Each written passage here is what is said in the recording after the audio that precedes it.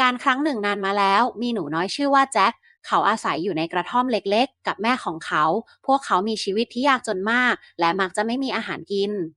วันหนึ่งแม่ของแจ็คบอกให้เขาเอาข้าวฟ่างไปขายที่ตลาดแจ็คออกจากบ้านพร้อมกับข้าวฟ่างของเขาแต่ระหว่างทางเขาได้พบกับชายชราคนหนึ่งชายชราคนนั้นเสนอจะแลกเมล็ดถั่ววิเศษกับข้าวฟ่างของแจ็คตกลงและแลกเมล็ดถั่วกับข้าวฟ่าง เมื่อแจ็คกลับถึงบ้านแม่ของเขาโกรธมากที่เขาแลกข้าวฟ่างกับเมล็ดถั่วเธอโยนเมล็ดถั่วออกนอกหน้าต่างและส่งแจ็คเข้านอน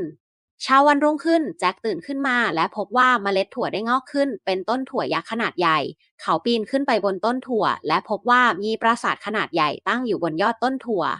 แจ็คแอบเข้าไปในปราสาทและพบกับยักษ์ตัวใหญ่ยักษ์ตัวนั้นมีไก่ที่วางไข่ทองคำและพิมพ์วิเศษที่สามารถเล่นเพลงได้เอง แจ็คขโมยของเหล่านั้นมาจากยักษ์และปีนลงมาจากต้นถั่วยักษ์ไล่ตามแจ็คลงมาแต่แจ็คก็ใช้ขวานสับต้นถั่วจนยักษ์ตกลงมาตายแจ็คและแม่ของเขาก็มีชีวิตที่สุขสบายตลอดไปด้วยสมบัติที่เขาขโมยมาจากยักษ์